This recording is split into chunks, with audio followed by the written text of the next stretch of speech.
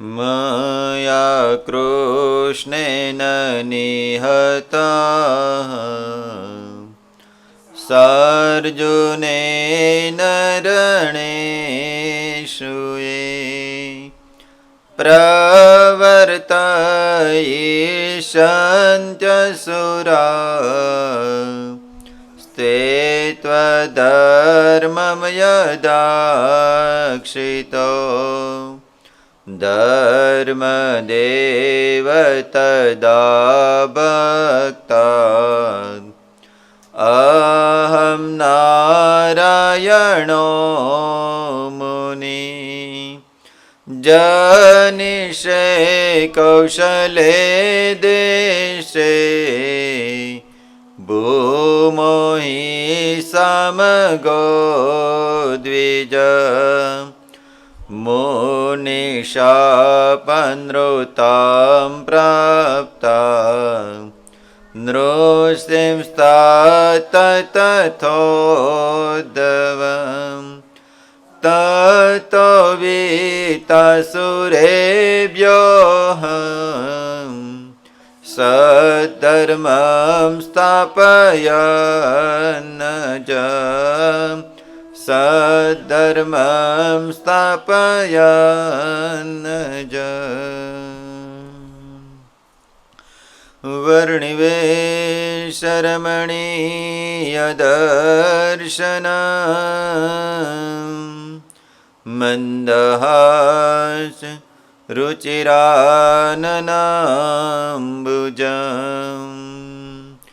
पूजितं सुरनरोत्तमेरमुदा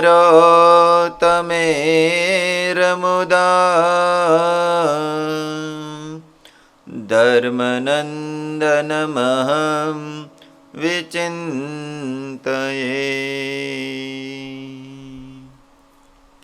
ॐ श्री पूर्णपुरुषोत्तमाय नमो नमः। श्री घनश्यामाय हरिकृष्णाय श्री सहजानंद स्वामिने नमो नमः। बोलो स्वामीनारायण भगवाननी जय, हरिकृष्ण महाराजनी जय, घनश्याम महाराजनी, लक्ष्मी नारायण देवनी जय, नर नारायण देवनी, गोलोक विहारी महाराजनी जय, राधा कृष्ण देवनी जय। दर महीनानी 15 તારીખની અભયદાન માસિક સત્સંગ સભા મંદિરમાં બિરાજમાન આપણા સૌના પ્રાણ પ્યારા વાલાવાલા ઘનશ્યામ મહારાજ એમના સાનિધ્યની અંદર તેમજ આ સભાના જેમને દિવ્ય રૂડા આશીર્વાદ પ્રાપ્ત થયા છે એવા પૂજ્યપાદ ગુરુશ્રી તેમજ આપણા મંદિરના કોઠારી પૂજ્ય પાર્ષદ શ્રી હરેશ ભગત તેમજ પૂજ્ય પરમસુખ સ્વામી, કરુણાસાગર સ્વામી અને નવદીક્ષિત હમણાં જ એકાદશીના દિવસે દીક્ષા પ્રાપ્ત કરી છે એવા પૂજ્ય ધર્મનંદન સ્વામી, આપણી સભા અંતર્ગત એમની સ્વાગત સભા એટલે બે ભેગી કરવી પડે ને.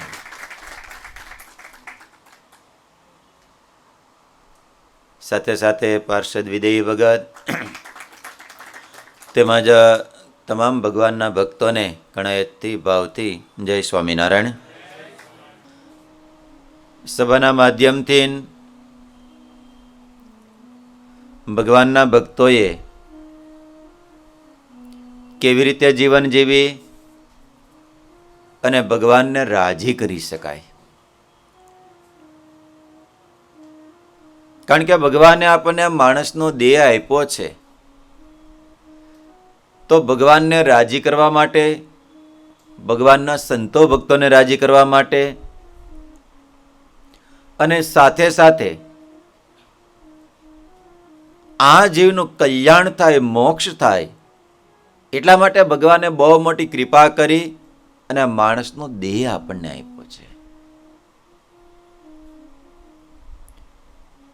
તો દેહ કરીને ભગવાનના ભક્તોએ મોક્ષનું કાર્ય કરવું પડે. જેમ દેહનું કાર્ય કરીએ છીએ એમ જીવનું પણ કાર્ય કરવું પડે. દેહનું કાર્ય કરે કે ન કરે? માણસ જીવતા પોતે કરે.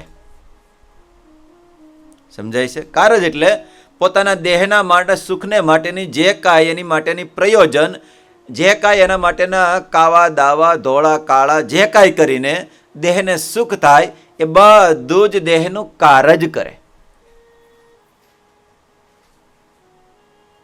દેહ મૃત્યુ પામી ગયા પછી પાછળ હારા દીકરા હોય તો કાર્ય કરે. પછી કાળજ કરે કે ન કરે? કાર્ય કે એને આ દાડો કે એને પાણી ઢોળ કે દાડો કે બધાને સાધુ બ્રાહ્મણોને જમાડે બધાય.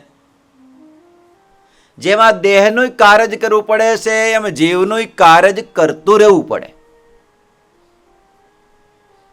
જીવનો મોક્ષ કરવા માટે ભગવાનના ભક્તોએ ભગવાનની ભજન ભક્તિ આરાધના સેવા પરોપકારથી એ જીવનો મોક્ષ થાય છે.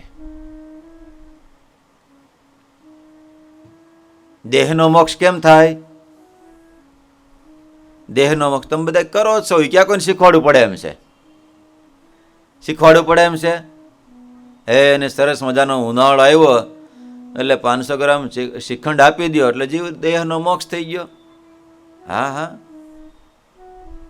એને મનગમતું ખાવા પીવાનું આપી દો, મનગમતું હુવાનું આપી દો, હરવા ફરવાનું આપી દો એટલે જીવનો મોક્ષ થઈ ગયો. સમજાય છે કે નથી સમજાતું? એટલે દેહનો મોક્ષ, જીવનો નહીં. એટલે જીવનો મોક્ષ થઈ ગયો. ભજન ભક્તિ આરાધના કરીએ તો. જીવ પ્રાણી માત્ર દેહનું તો બધા જ કરે છે કે નથી કરતા? કોઈ બાકી નહીં હો. એ કબૂતર હોય તોય ઘૂઘુ ઘૂઘુ કરતા એ કરે જ રાખે. ચકલા હોય તો ચીચી ચીચી કરતા એ કરે જ રાખે. પણ ભગવાને બહુ મોટી કૃપા કરીને આ માણસનો દેહ આપ્યો છે તો એને લીરે લીરા વેડફી નહીં નાખતા. નકરા વિષયને માટે, ધંધા બિઝનેસને માટે એમાંથી સમય કાઢી ભગવાનની ભગવદ કથા વાર્તા, ભગવાનનું ભજન સ્મરણ એ કરતા કરતા જીવા તો જીવવાનો મહારાજ અંત્યના 30મા વચનામૃતની વાત બતાવે. મહારાજ કે આવી રીતે ભગવાનને સંભાળવા, ભગવાનની ભજન ભક્તિ કરતા કરતા જીવીએ ને એ જ મોટો આ દેહનો લાભ છે. સમજાય છે? એ જ મોટા દેહનો લાભ છે. ભજન ભક્તિ થાય ને એ જ. બાકી તો મોટા સંતો કે આ દેહ તો પતરાવાળાને ઠેકાણે છે. કેને ઠેકાણે છે? પતરાવાળાને ઠેકાણે. જમી કારવીને પતરાવાળાને જેમ ફેંકી દે ને એમાં દેહને ફેંકી દેશે. ગમે તેવું સારું પતરાવાળું હોય ને જમીન પછી આપણે એને સંકલ્પ થાય હાલો ને ધોઈને ફરીને પાછું ઘેરે લઈ જાય બીજી વાર જમશું. અટાણે પતરાવાળાને ઠેકાણે થર્મોકોલની, પેપર ડીશો આ બધી જ આવી ગઈ. સમજાય છે? ભલે 10 રૂપિયાવાળી ડીશ કદાચ થર્મોકોલની આપણે લીધી હોય પણ તેમ છતાંય જેમાં પછી સંકલ્પ થાય હાલો ને પાવડરથી ધોઈને મૂકી દેવી. કોઈ દી થાય ખરો સંકલ્પ યજ્ઞેશભાઈ? હે, કોઈ દી થાય ખરો સંકલ્પ? કોઈ દિવસ નથી થતો. એમ ભલા માણા ભગવાને આપણે આ માણાનો દેહ આપ્યો ને પતરાવાળાને ઠેકાણે આપ્યો છે. આમાં જમી લેવાય પછી તો બધાય એને ફેંકી દેવાના જ છે, રાખવાના કોઈ નથી. સમજાય છે? જેવા દેહમાંથી પ્રાણ અલગ થશે એટલે દેહને ઘરની અંદર માંડ 3 કલાક તો રાખે. છોકરા કે હાલો આવી ગયા બધા ઉપાડો હાલો. કેમ છે મુંબઈમાં રીતિ? અમારા સરદારમાં તો આવી છે. અહીં કેમ છે મુંબઈમાં? આવી જ છે રીતિ.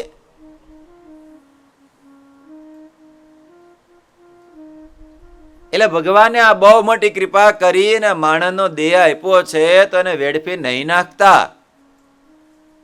એક દક્ષિણની અંદર બહુ મહાન સંત તિરુવલ્લુર થઈ ગયા.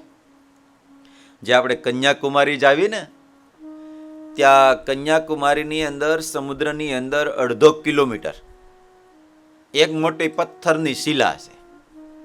એની અંદર લગભગ 100 કે 150 ફૂટની સ્ટેચ્યુ મૂર્તિ, જેમ આપણે સરદાર વલ્લભભાઈની પટેલની પધરાવી નર્મદાને કાંઠે, એમ ત્યાં દરિયાની અંદર એક મોટો ટૂંકમાં નાનો પથ્થરનો ટાપુ જેવો છે, એની પર એ આ તિરુવલ્લુર મહાન સંત થઈ ગયા એની મૂર્તિ પધરાવવામાં આવી છે. તો એ તિરુવલ્લુર સંત આમ ગ્રહસ્થાશ્રમી હતા. પોતે સાડીનો ધંધો કરતા, પોતે સાડી વણાટ કરે, બનાવે અને રંગ બધું કરે. એની અંદર અટાણે કેમ સુરતની અંદર બધા ઓલા શું કે એની અંદર આ એમ્બ્રોઇડરી હાથની અંદર બધું કામ કરે, બધું હીરા લગાડો ઓલું લગાડો જે કંઈ થતું હોય એમ એ પોતે કરીને બજારની અંદર વેચવા માટે જતા.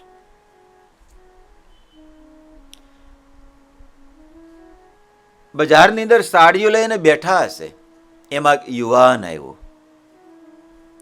યુવાન આવી તિરુવલ્લુરને પૂછ્યું, મહાત્માજી આ સાડીનો શું ભાવ? તિરુવલ્લુર કે ભાઈ આનો 100 રૂપિયા. હાથમાં લઈ જોઈ, ઘડીક વાર આમ જોયું, ભાવ પૂછ્યો. તિરુવલ્લુર કે આના 100 રૂપિયા. બોલા યુવાન સાડીના 2 કટકા કરી નાખ્યા, ફાડી નાખી, 2 કટકા કરી નાખ્યા. અને તિરુવલ્લુરને કીધું કે મહાત્માજી હવે આનો કેટલા ભાવ? તિરુવલ્લુર કે આના 50 રૂપિયા. ઓલા ભાઈ એક કટકો યુવાને કટકો મૂકીને બીજો કટકો હાથમાં લઈને એના ફરીને પાછા 2 કટકા કરી નાખ્યા. આનો કેટલો ભાવ? તિરુવલ્લુર કે 25 રૂપિયા. એક કટકો નીચે મૂક્યો, ફરીને બીજો કટકો લઈને એના 2 કટકા કરી નાખ્યા. આનો કેટલો ભાવ? 12.5 રૂપિયા. ઓલા યુવાને ફરીને પાછા એક કટકો હાથમાં લઈને એના 2 ટુકડા કરી નાખ્યા. આનો કેટલો ભાવ? 6.25 રૂપિયા. કેટલો થાય ધીરજભાઈ? એટલો થાય ને? હા, હું બહુ ગણિત ભણ્યો નથી, તમે બધા ભણેલા બહુ રહ્યા ને એટલે પૂછું કરી.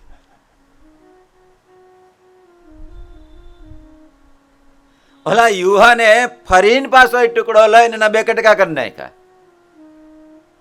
આનો કેટલો ભાવ? તિરુવલ્લુર કે ભાઈ આના 3 રૂપિયા ને 12.5 પૈસા. ઓલા ભાઈએ ફરીને પાછા 2 કટકા કરી નાખ્યા. હવે આનો? તિરુવલ્લુર કે બસ કાંઈ નહીં, આનો ભાવ કાંઈ નહીં, આનો ભાવ કાંઈ નહીં કે. અને ત્યારે ઓલાને આમ સંતની સામે જોઈ રહ્યા, મેં એટલા બધા સાડીના કટકા કરી નાખ્યા, પણ તેમ છતાંય હજી આ ક્રોધ કરતા નથી, કાંઈ બોલતા નથી. તિરુવલ્લુરની પગમાં પડીને માફી માંગી, મહાત્માજી મને માફ કરજો, મેં આ સાડીના કટકે કરી નાખ્યા, લ્યો તમને 100 રૂપિયા આપું છું. તિરુવલ્લુર કે ભાઈ સાહેબ, મહેનત વગર મારે રૂપિયા ન જોઈએ, મેં તને સાડી આપી નથી, મારે રૂપિયા ન લેવાય. અને બહુ જ્યારે કહેવા મળ્યો ને ત્યારે તિરુવલ્લુરે બહુ અદ્ભુત ઉપદેશ આપ્યો. તિરુવલ્લુર કે ભાઈ સાંભળ, આ સાડીની પાછળ કેટલાની આમાં શ્રમ હશે, કેટલાની મહેનત હશે, અને તે હાવ વિના પ્રયોજને અને હાવ આમને આમ ફાડી નાખી તે સાડી, તને જરી કઈ વિચાર ન થયો? સાંભળામાં ખેડૂતે કેટલી મહેનત કરી છે, કપાસ ઉગાડ્યો હોય છે, કપાસને વીણો હોય છે અને કાંતો હોય છે, એના ધાગા બનાવ્યા હોય છે, અરે કેટલા વણાટે અને વીણો હોય છે, અરે કેટલા રંગી એને કેટલા રંગ એને રંગો હશે, કેટલી મહેનતે આ સાડી તૈયાર થઈ અને તને હાવ વિચાર વગર તે હાવ આનું લીરા કરી નાખ્યા. તને જરી કઈ વિચાર ન થયો? અને તિરુવલ્લુર કહેશે, સાંભળ ભાઈ, આ તો સાડી તૂટી, ભગવાને બહુ મોટી કૃપા કરી અને સાડી જેવો બહુ કિંમતી ભગવાને આપણને આ માણસનો દેહ આપ્યો છે, એને તો હાવ આમ લીરા કરી, એને જરી કઈ વિચાર નથી કરતો તું. આ યુવાન અવસ્થા છે તારી, અને યુવાન અવસ્થા વેડફવા માટે નથી આપી, ભગવાન ભજવા માટે, સત્શાસ્ત્રનું વાંચન કરવા માટે. અરે પગ આપ્યા છે ભગવાને મંદિરે દર્શન કરવા માટે આપ્યા છે, નેત્ર આપ્યા છે તો ભગવાનના દર્શન કરવા માટે, કાન આપ્યા છે તો ભગવાનની કથા શ્રવણ કરવા માટે આપ્યા છે, હાથ આપ્યા છે તે ભગવાનને, ભગવાનના સંતોની સેવા કરવા માટે આપ્યા છે. અને હાવ ને હાવ તો આમ સાડી ફાડવામાં એને વેડફી નાખે છે તું. માટે ભગવાને આ કિંમતી દેહ આપ્યો છે ને, એમાં યુવાનની જેમ આપણે પણ જોઈજો ફાડી તો નથી નાખતા ને. સમજાય છે? આપણે ફાડી તો નથી નાખતા ને. માટે ભગવાનના ભક્તો, ભગવાને બહુ મોટી દયા કરીને માણસનો દેહ આપ્યો છે ને, તો ભગવાનનું ભજન આપણે સભાના માધ્યમથી જીવનની અંદર આટલું હોવું જોઈએ. જોતા હતા, એક સંતો હોવો જોઈએ, બીજા કંતો હોવો જોઈએ, ત્રીજું સૂત્ર ભગવાનની સેવા ભક્તિ હોવી જોઈએ, અને ચોથો મંત્ર હોવો જોઈએ. જે ભગવાનના નામનો મહિમા, ભગવાનનું સ્મરણ આપણા જીવનની અંદર સતત ચાલતું હોવું જોઈએ. જેના જીવનમાં ભગવાન આવી જાય એને પછી કાંઈ કરવું બાકી રહેતું જ નથી. સમજાય છે? જેના જીવનમાં ભગવાન આવી જાય ને, એને કાંઈ કરવું બાકી રહેતું જ નથી. અરે ભગવાન આવે, જોજો, ભગવાનનું નામ ગણો, ભગવાન ગણો, બધું જ એક જ છે. ભગવાનની મૂર્તિ ગણો, ભગવાનનું નામ ગણો, ભગવાનના ચરિત્ર ગણો, એ બધું જ જીવનની અંદર આવી જાય ને, તો એને કાંઈ કરવું બાકી રહેતું જ નથી. એક બહુ સમજા જેવી વાત છે. ભગવાન હયાતીમાં હશે ત્યારે તો જેટલા ભગવાનના યોગમાં આવ્યા એટલા જીવાત્માનું કલ્યાણ કહેતા, દર્શન કર્યા, સ્પર્શ કર્યો, વાત સાંભળી, એ બધાનું કલ્યાણ થયું છે. પણ આજ તો ભલે સ્વામિનારાયણ ભગવાનની મૂર્તિના દર્શન કર્યા, ભગવાન સ્વામિનારાયણ પ્રત્યક્ષ દર્શન કર્યા, એટલા જીવાત્માનું કલ્યાણ થઈ ગયું, પણ એ નામથી જેટલું કલ્યાણ થયું એટલું પ્રત્યક્ષથી નથી થયું. તમને એમ થાય કેમ નહીં થયું હોય? ભાઈ, ભગવાન તો 50 વર્ષ રહ્યા, કેટલા વર્ષ રહ્યા, પણ ભગવાનનું નામ તો અબજો, કેતા સૂર્ય ચંદ્ર તપશે ત્યાં સુધી આ પૃથ્વી પર ચાલતું રહેશે. અને જેટલા આ સ્વામિનારાયણ નામની કાને જેને જેને ભણક પડશે ને, એ બધાય જીવનું કલ્યાણ થતું જ રહેવાનું છે. એ ભગવાન સ્વામિનારાયણના ચરિત્ર સાંભળશે, ભગવાન સ્વામિનારાયણની કથા સાંભળશે, એ તમામની જીવાત્માની મુક્તિ થતી જ રહેવાની છે. માટે ભગવાનના ભક્તો, ભગવાનની સ્મરણ ભક્તિ, ભગવાનનું, એટલા માટે મહારાજે સહજમાં જીવનું કલ્યાણ થાય એના 4 ઉપાય બતાવ્યા ને, એમાંથી 2 ઉપાય આ બતાવ્યા. મહારાજ કે પોતાની બાહુબળે કરીને કલ્યાણ કરવું બહુ કઠણ છે. તુંબડા બાંધીને સમુદ્ર તરવો ને એવું કઠણ કામ છે. મહારાજે મધ્યના 35મા વચનમાં વાત બતાવી. મહારાજ કે તુંબડા બાંધીને સમુદ્ર તરવો ને એવો કઠણ કામ છે, પણ મહારાજ કે 4 સાધને કરીને. કેટલા સાધને કરીને? 4 સાધન કરીને મહારાજ કે જીવાત્મા જેમ જહાજમાં બેસીને સમુદ્ર તરવો કેવો સહેલો છે, એવો મહારાજ કે 4 સાધન કરીને જીવાત્માને સમુદ્ર તરવો ને એવો સુગમ માર્ગ બની જાય છે. એક તો ભગવાન સ્વામિનારાયણ કે ભગવાનની ઉપાસના. પેલું કયું બતાવ્યું? ભગવાનની ઉપાસના. બીજું ભગવાનનું નામ સ્મરણ. બીજું કયું બતાવ્યું? ત્રીજું ભગવાનના ચરિત્ર ગાવા અને સાંભળવા. અને ચોથું પોતપોતાના ધર્મની અંદર રહે.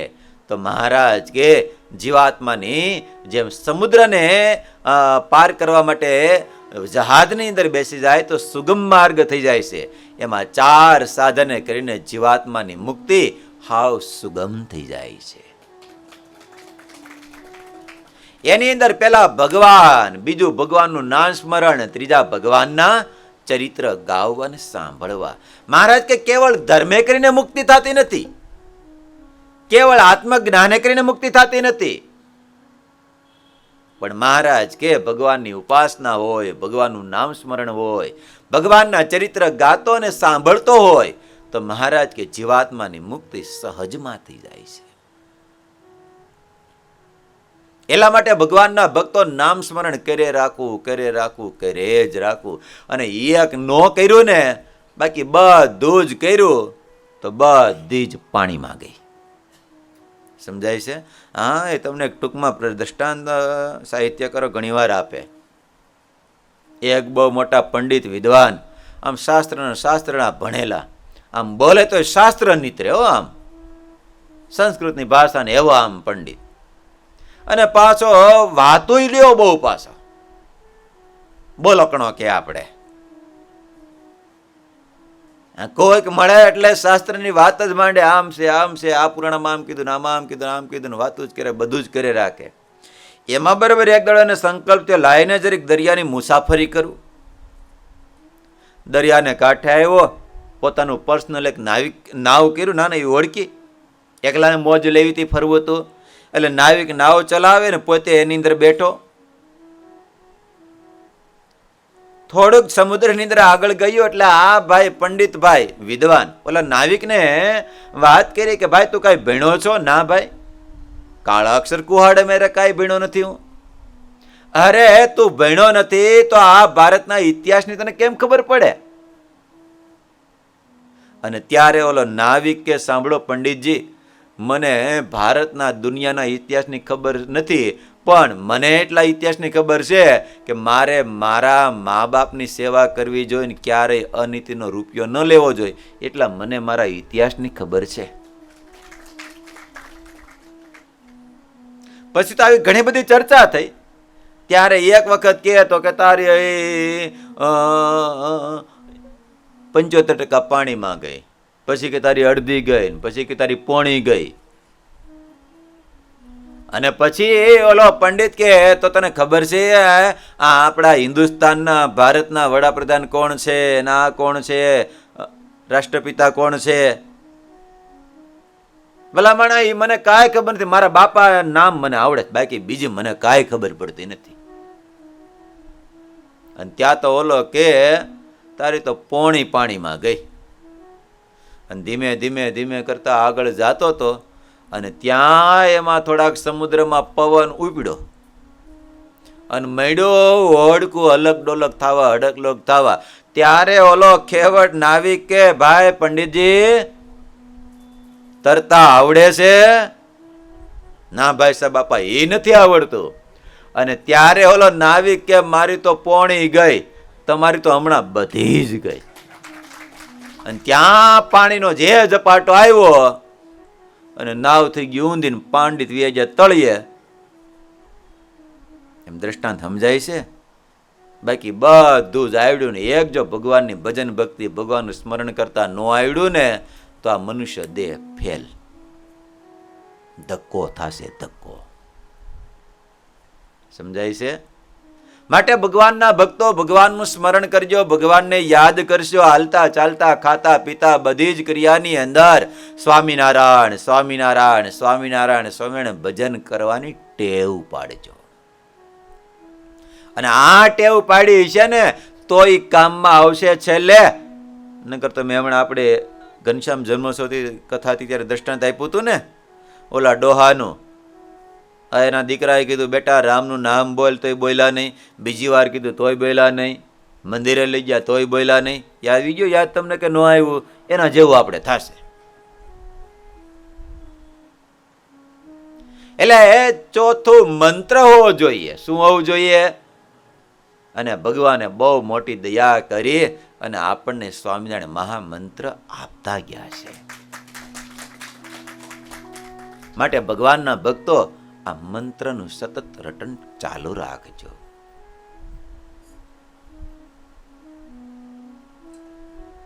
પાંચમું, જીવનની અંદર શાસ્ત્ર હોવા જોઈએ. શું હોવું જોઈએ? શાસ્ત્ર.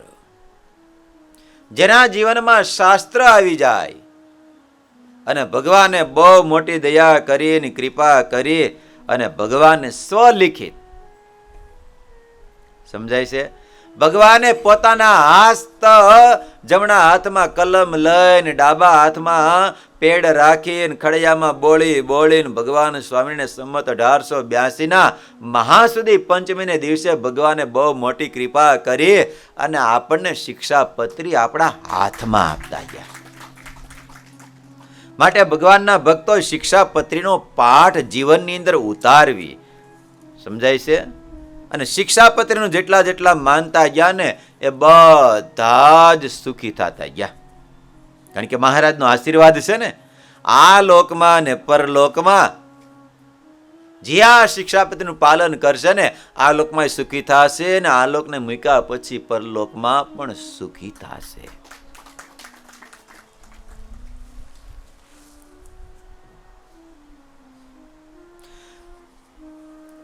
માટે ભગવાનના ભક્તો અને ભગવાન સ્વામિનારાયણ છે ને શિક્ષાપત્રી સાર કાઢીને એવું કહેવાય કે 350 શાસ્ત્રનો સાર ભગવાન સ્વામિનારાયણે એ શિક્ષાપત્રીમાં ભરીને આપણને આપ્યો છે.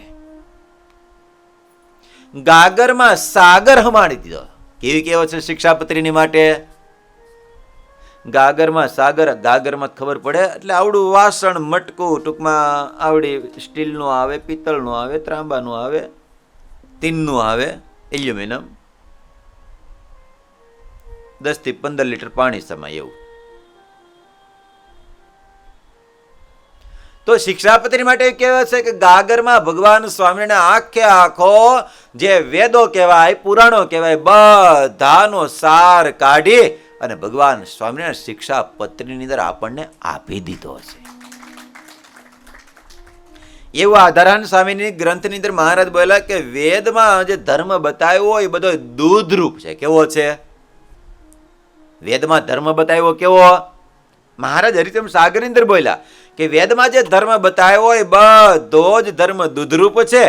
અને સ્મૃતિ એટલે આપણે શ્રુતિ, સ્મૃતિ, વેદ બધા છે ને, એ બધા છે. તો પુરાણો છે બધા. તો મહારાજ કે વેદની અંદર ધર્મ બતાવ્યો હોય બધો આમ દૂધની જેવો છે. સમજા જેવી મહારાજ બહુ વાત બતાવે છે. વેદમાં જે કાંઈ ધર્મ બતાવ્યો એ બધો જ ધર્મ દૂધરૂપ છે. અને સ્મૃતિમાં જે કાંઈ ધર્મ બતાવ્યો, શ્રુતિ સ્મૃતિની અંદર, એ બધો જ ધર્મ એ દહીંરૂપ છે. અને પુરાણની અંદર જે કાંઈ ધર્મ બતાવ્યો એ બધો જ નવનીત કહેતા માખણ રૂપ છે. દૂધની અંદર દહીં છે, માખણ છે, ઘી છે કે નથી? એટલા માટે મહારાજ કે વેદની અંદર જે કાંઈ ધર્મ બતાવ્યો એ બધો જ ધર્મ કેવો છે? દૂધરૂપ છે. શ્રુતિની અંદર જે ધર્મ બતાવ્યો એ દૂધને મેળવે એમાંથી દહીં થાય. એ બધો ધર્મ કેવો છે? દહીંરૂપ છે. પુરાણની અંદર જે કાંઈ ધર્મ બતાવ્યો એ ધર્મ દહીંને વલોવાથી એમાંથી શું નીકળે? માખણ, નવનીત સમાન છે. પુરાણની અંદર જે કાંઈ ધર્મ બતાવ્યો એ બધો જ ધર્મ એ નવનીત સમાન છે. અને ભગવાન સ્વામિનારાયણે આ બધાને મથી અને શિક્ષાપત્રીમાં જે કાંઈ ધર્મ બતાવ્યો ને એ બધોય ઘી સમાન છે. કેવો છે? ઘી સમાન છે. એટલે ભગવાન સ્વામીને બહુ મોટી દયા કરી અને આપણને શિક્ષાપત્રી આપી છે. તો શિક્ષાપત્રી જીવનની અંદર શાસ્ત્ર રાખવો, એક લક્ષ્ય બનાવી દેવો કે આ પ્રમાણે મારે વર્તવું છે. અને શાસ્ત્રની કેટલી મોટી મહત્તા બતાવી. બહુ તમને એક સરસ મજાનો પ્રસંગ બતાવું કે સિકંદરનો બહુ સરસ મજાનો પ્રસંગ છે. સિકંદર આખી પૃથ્વી પર રામ સમ્રાટ હતો, જેનું એવું કહેવાય કે એના રાજની અંદર ક્યારેય સૂર્ય ઉદય અસ્ત થતો નહીં, સદાયને માટે ઉદય જ રહેતો.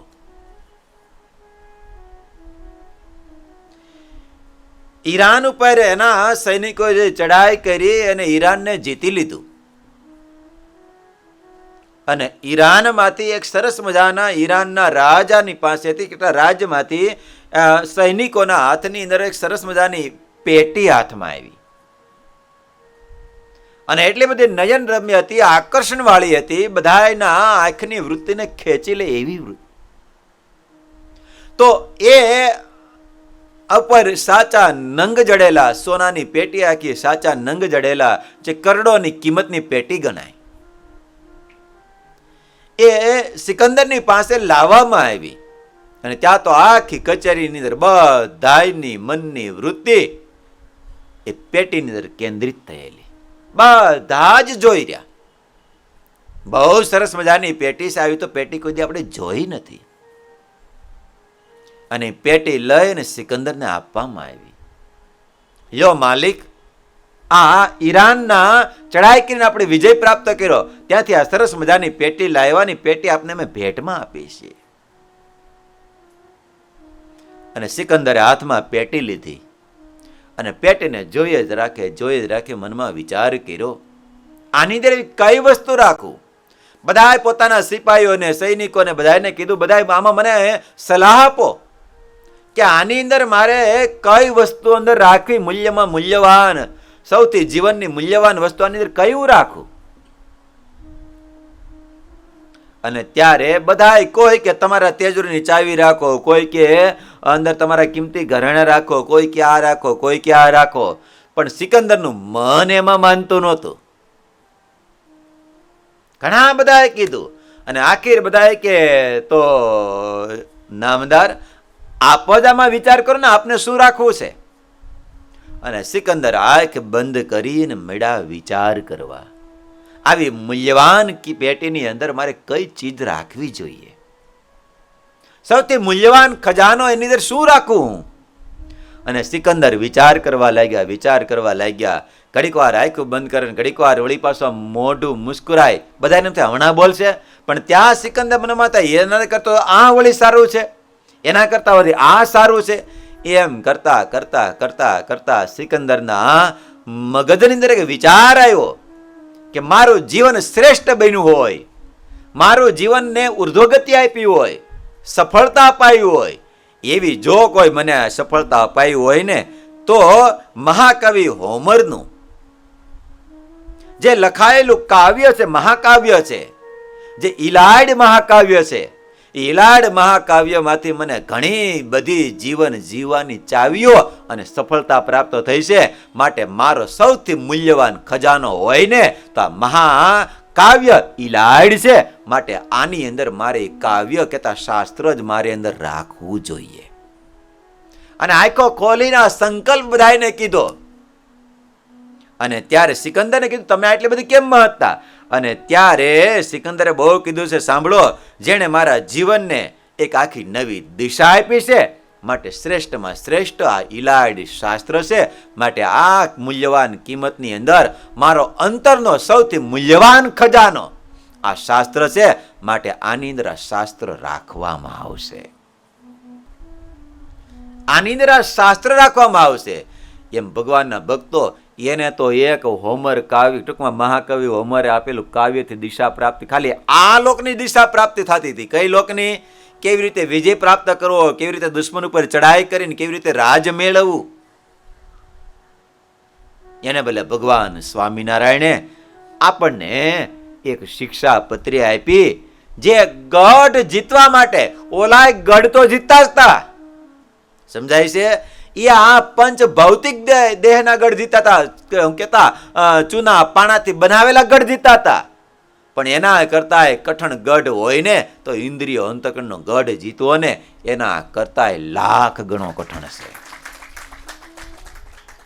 અને ઈ ગઢ જીતવાની ચાવીઓ, એના વિચારો ભગવાન સ્વામિનારાયણે આ શિક્ષા પત્રી ગ્રંથની અંદર મહારાજ બતાવતા ગયા છે. કેવી રીતે વ્યવહાર કરવો, વ્યવહાર કુશળતા બતાવી ભગવાન સ્વામિનારાયણ શિક્ષાપત્રીની અંદર. માટે ભગવાનના ભક્તો રોજ શિક્ષાપત્રી વાંચો છો, ખાલી વાંચતા નહીં, એને મનોમન કરી અને એની અંદર જે ભગવાન સ્વામિનારાયણ વિચાર આપણને બતાવ્યા છે ને, એ વિચારનું આપણે અમલીકરણ કરતા જાઓ. અને એ વિચારને જો આપણે અમલીકરણ કરતા જાશું ને તો આપણને કોઈ દુઃખી કરવા માટે સમર્થ થશે જ નહીં. સદાયને માટે આપણે સુખી જીવન જીવતા જ જાશું. માટે ભગવાન સ્વામીને બહુ મોટી દયા કરીને શાસ્ત્ર, જેમ સિકંદર પોતાની મૂલ્યવાન પેટીની અંદર આ શાસ્ત્ર રાખતા હતા, એમ આપણે આપણા હૃદયરૂપી તેજોરીની અંદર આવી શિક્ષાપત્રી વચનામૃત શાસ્ત્રને, એના વિચારોને આપણી હૃદયની અંદર મૂલ્યવાન તેજોરીની અંદર એને સદાયને માટે સંગ્રહીને રાખવા અને એ પ્રમાણે વર્તીને ત્યારે આપણે સંગ્રહીને રાખ્યા કહેવાય.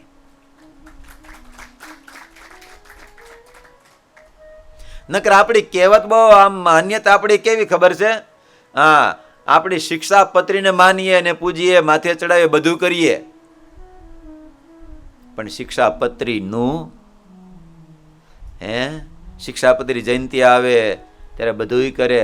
અરે એક ભાઈ તો એક મહાત્માજીની પાસે ગયા અને મહાત્માજીને કીધું, મહાત્માજી કાંઈક મને ઉપદેશ આપો.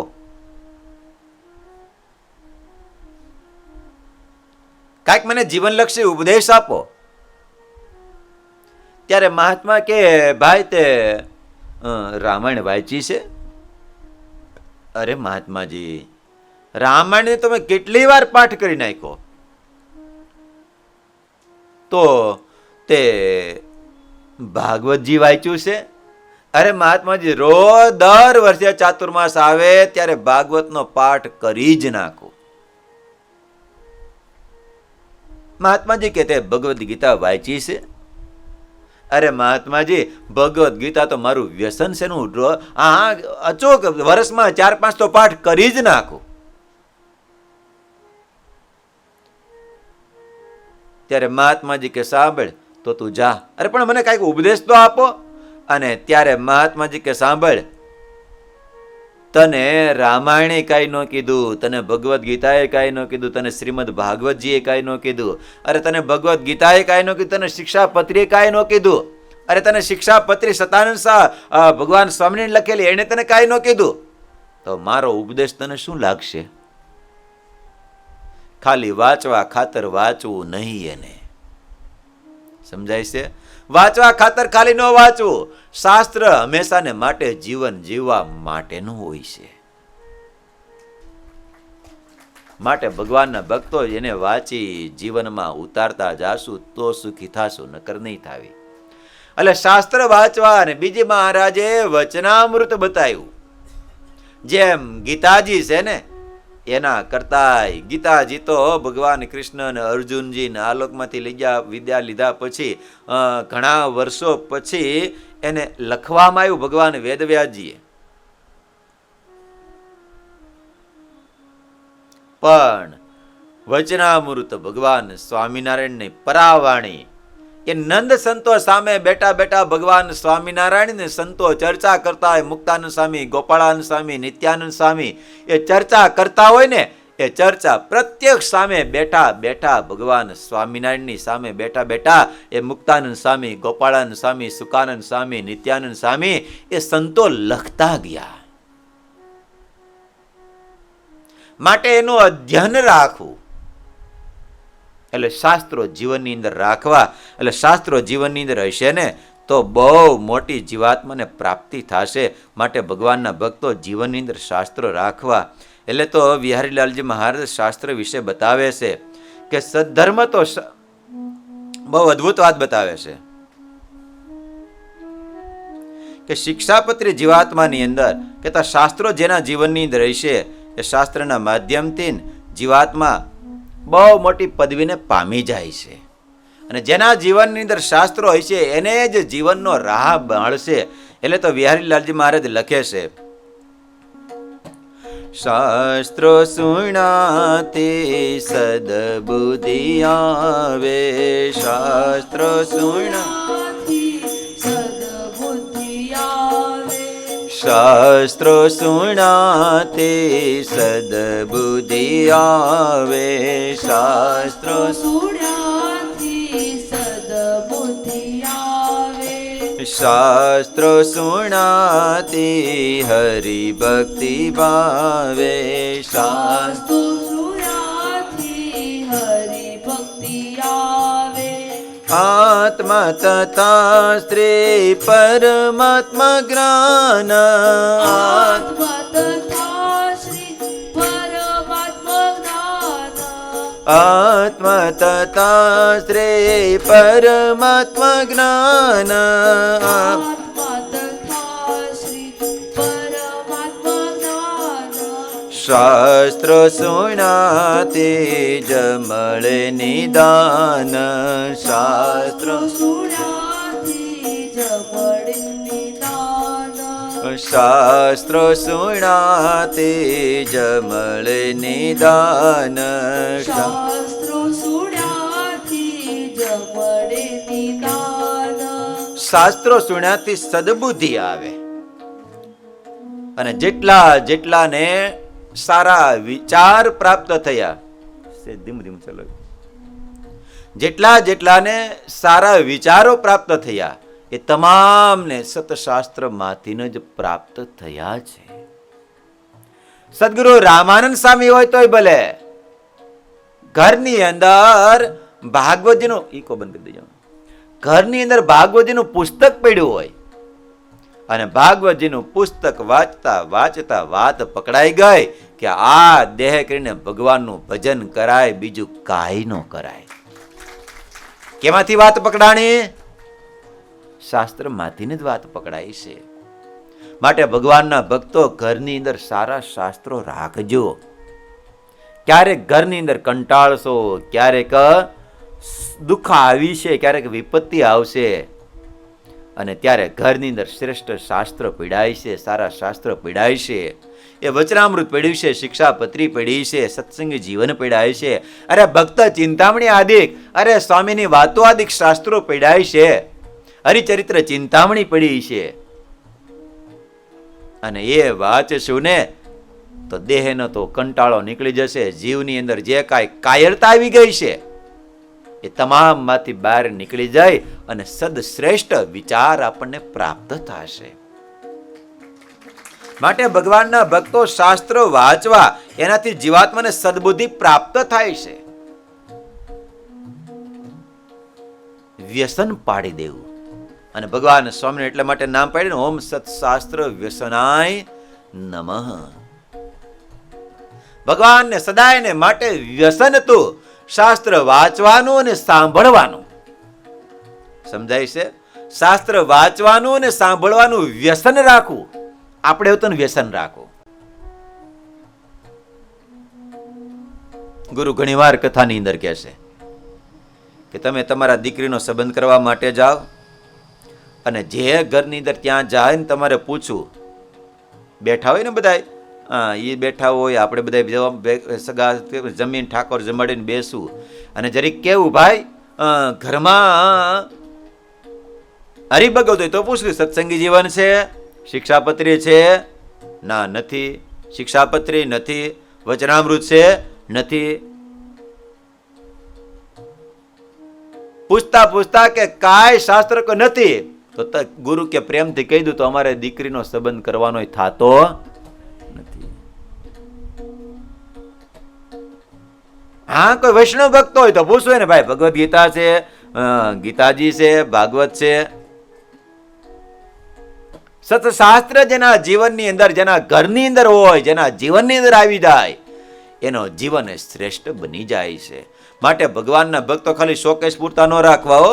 અરે એક ભગત તો કે અરે સ્વામી મારી ઘેરે તો એક પુસ્તક બાકી નથી, બધા જ શોકેસમાં પીડા છે. તે વાંચ્યા કેટલા? અરે પણ એક, અરે બધા શોકેસમાં છે. કે ક્યાં છે? બધાય શોકેસમાં છે બધાય. તો ઈ કાંઈ નહીં કે આપણને, એને ખોલશું, એને વાંચશું તો એમાંથી કાંઈક આપણને સદબુદ્ધિ પ્રાપ્ત થશે. માટે શાસ્ત્રો સુણ્યાથી હરિભક્તિ આવે. શું આવે? ભગવાનની ભક્તિ. એ શાસ્ત્રો શ્રવણ કરવાથી આવે છે. આત્મા અને પરમાત્માનું જ્ઞાન શાસ્ત્રમાંથી ને જીવાત્માને પ્રાપ્ત થાય છે. બિનુ સત્સંગ વિવેક ન હોય. વિવેક કયો? સમજાય છે? વિવેક કયો? આ દેહ છે ને આત્મા છે, આ દેહ નાશવંત છે, જડરૂપ છે. એ સળગી જાય છે, બળી જાય છે. આત્મા કેવો છે? તો છેદાતો નથી, ભેદાતો નથી. એ સદાયને માટે અજન્મા છે, સદાયને માટે સુખરૂપ છે. આ વિવેક. દેહ છે સદાયને માટે દુઃખરૂપ જ છે. આત્મા અને પરમાત્મા, આત્મા હંમેશાને માટે એ શાશ્વત છે, અને આત્મા હંમેશાને માટે ભગવાનની ભક્તિ કરે તો પરમાત્માને પામી જાય. અને આત્માને આવા લક્ષણો બધા ઓળખી રાખે, અને સાથે સાથે ભગવાનને પણ ઓળખી રાખે. કે જે કાંઈ સૃષ્ટિનું સર્જન થાય છે, જે કાંઈ સૃષ્ટિની અંદર થઈ રહ્યું છે, એ તમામ ભગવાનથી જ થાય છે. જે કાંઈ ઝાડ જોવે, પહાડ જોવે, જે કાંઈ ભગવાનની પ્રકૃતિ જોવે, એ તમામ પ્રકૃતિ મારા ભગવાનની છે. અરે વિચાર કરે, આવડી મોટી નાળિયેરી છે તો ઉપર નાળિયેર લટકાયું, નાળિયેરની અંદર સરસ ભલે હોય સમુદ્રને કાંઠે. કેને કાંઠે હોય નાળિયેરી? હોય સમુદ્રને કાંઠે, પણ કેવી ખારા પાટની અંદર ઊભી છે. પણ એ નાળિયેરની અંદર પાણી મીઠું ટોપરા જેવું પાણી નીકળે, મીઠું મધુરું પાણી નીકળે. તો આ પાણીના પૂરનારા કોણ છે? મારા ભગવાન છે. અરે પક્ષીને જોવે, મોરને જોવે, મોરની અંદર રંગબેરંગી મોરના પીછાને જોવે, તો આ રંગના કરનારા, અરે ગમે તો ચિત્રકાર હોય ને, કલાકાર કરે ને, તો ઓરિજિનલ મોરના પીછા જેવું તો થઈ જ ન શકે. તો આ રંગના પૂરનારા કોણ છે? મારા ભગવાન છે. પરમાત્માનું જ્ઞાન એને પ્રાપ્ત થાય છે. અને આ જ્ઞાન કોને પચે છે? તો જે ભગવાનનો ભક્ત હોય ને એને જ આ જ્ઞાનની હા પડે છે, નાસ્તિકને હા ન પડે. સમજાય છે? મહારાજે બહુ અંત્યના છેલ્લા વચનામૃત 39માં વચનામૃત મહારાજે બહુ અદભુત દ્રષ્ટાંત આપ્યું. મહારાજ કે એ ભાઈ, ખીર જેવું કોઈ ભોજન નો કહેવાય. કેના જેવું? હું બનાવ્યું મોટા સ્વામી? આજ ખીર બનાવી છે એટલે ભગવાન આ યાદ કરાયું. મેં કીધું આમ કેમ દ્રષ્ટાંત આવ્યું? નકર આપણે કઈ સંકલ્પ નથી કર્યો આ કે કેવું છે કઈ. મહારાજ બહુ અદભુત દ્રષ્ટાંત આપ્યું. મહારાજ કે ખીર જેવું કોઈ ભોજન નો કહેવાય. પણ મહારાજ કે શ્વાનને જો નાખવામાં આવે ને ખીર, તો મહારાજ કે શ્વાનને પેટની અંદર ખીર ટકે ને વામિટ થઈ જાય, ઉલટી થઈ જાય. શું થઈ જાય? એને ઉલટી થઈ જાય. પણ મહારાજ કે ઈનું ખીર જેવું ભોજન જો માણસ જમે ને તો એના રગ રગમાં પ્રવર્તી જાય અને એને પૌષ્ટિકતા અને શક્તિ આપનારું થાય છે. એમ મહારાજ કે આત્મા ને પરમાત્માની વાતો છે ને, એ તો દેવી જીવાત્મા શ્રવણ કરે ને તો એના રોમે રોમની અંદર ભગવાનનો મહિમા ચડી જાય. અને આસુરી જીવાત્માને જો આ આત્મા ને પરમાત્માની શાસ્ત્રની બધી વાતો કરી હોય ને, તો મહારાજ કે એને ગાંઠની ઉલટી થઈ જાય. જેમ કૂતરાને ખીર જેવું ભોજન એને વામિટ થઈ જાય, ઉલટી થઈ જાય છે, એમ આસુરી જીવને આ ભગવાનના શાસ્ત્રમાં લખેલી વાતો એને ગમે નહીં.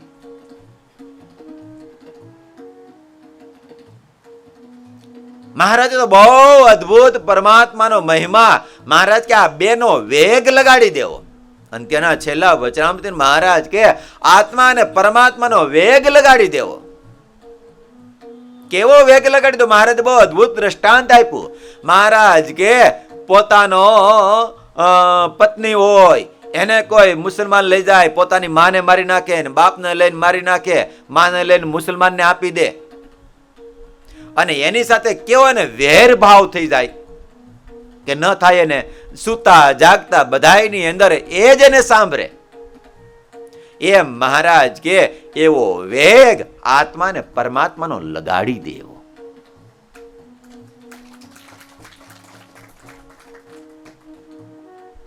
મહારાજ બહુ અદભુત વાત બતાવે કે આત્મા અને પરમાત્માનું જ્ઞાન એ બધું જ કેમાંથી થાય છે? શાસ્ત્રમાંથી થાય છે. હા, જ્ઞાન એમાંથી થાય, પણ એ પ્રમાણે વર્તાવે સંતો જ વર્તાવી શકે. નકર શાસ્ત્રમાં તો લખ્યું જ છે ઘણા ટાઈમથી. નથી લખ્યું? કેટલા જણા પાળતા હતા પોતાની મેળે? હા, વાંચી નાખ્યું બધું. નકર લખ્યું તો શાસ્ત્રમાં ઘણા વર્ષોથી. ચાંદ્રણ કેટલા જણા કર્યા, ધારણા પણ. અરે માર્ક્સના લખ્યું તો નહોતું લખ્યું? કેટલા જણાએ કર્યું આમાંથી યજ્ઞેશભાઈ? આપણે વાંચ્યું તો ઘણી વાર વાંચ્યું છે, પણ કર્યું કેટલા? કરાવ્યું કોણે? હે? એ અનુકરણ, શાસ્ત્રમાં લખેલું એનું અનુકરણ તો ભગવાનના સાધુ જ કરાવે.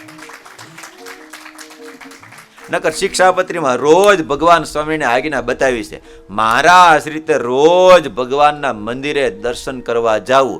તમે બધાએ વાંચી છે આજ્ઞા કે નથી વાંચી? હે? અનુકરણ કોણ કરાવે છે? સાધુ ભાઈ સાહેબ બાપા આ જોડે કે ભાઈ સાહેબ મંદિરે આવતા જજો. ઓલે કે મને ટાઈમ નથી. ક્યું તું ક્યાં ટાઈમે નોકરીએ જાશો?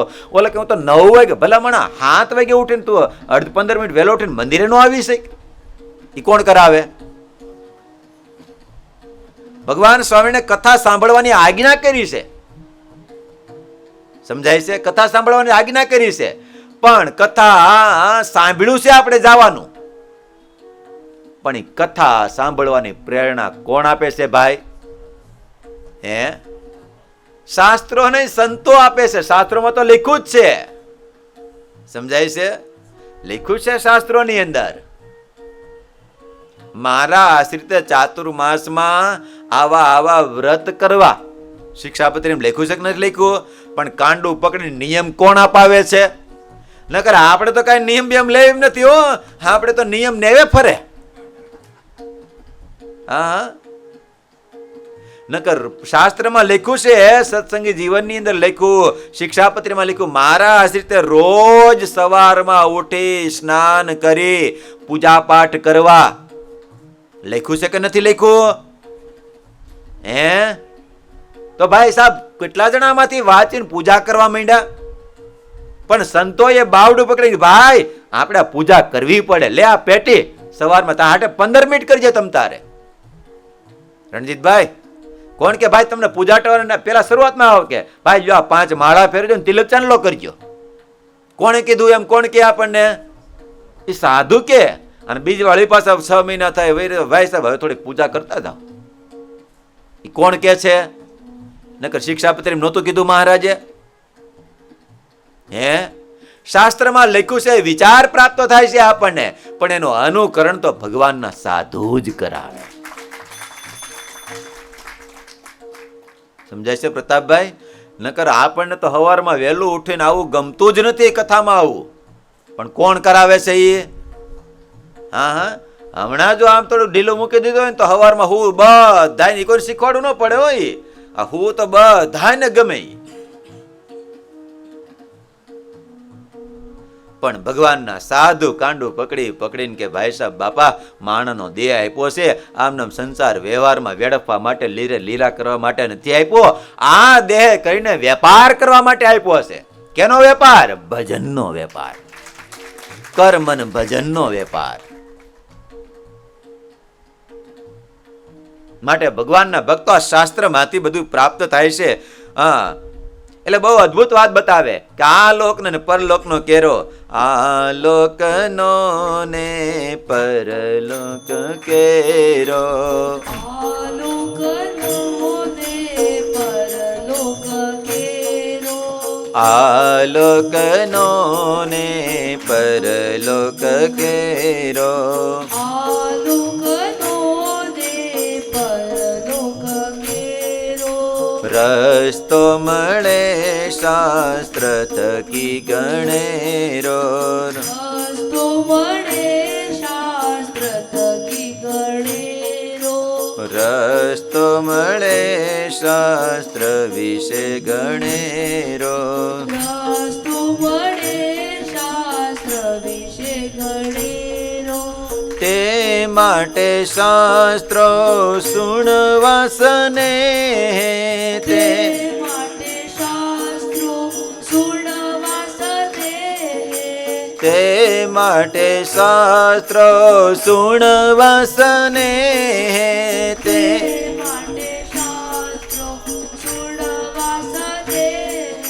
શ્રદ્ધા ધરીને મન વાણી દે, શ્રદ્ધા ધરીને મન વાણી દે, શ્રદ્ધા ધરીને મન વાણી દે, શ્રદ્ધા ધરીને મન વાણી માટે ભગવાનના ભક્તો શાસ્ત્રનું શ્રવણ કરવું, શ્રદ્ધા ધરીને મન વાણી એ કરીને, શ્રદ્ધાએ કરીને ભગવાનના શાસ્ત્રનું વાંચન કરવું. માટે ભગવાનના ભક્તો આ શાસ્ત્રનું વાંચે રાખજો, શ્રવણ કરજો. કારણ કે શાસ્ત્રો જ આપણને એ ત્યાં સુધી લઈ જાય છે.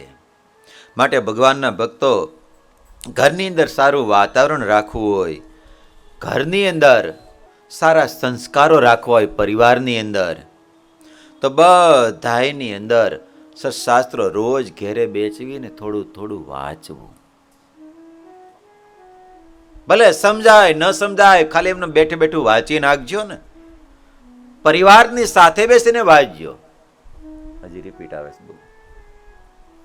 પરિવારની સાથે બેસીને વાંચજો.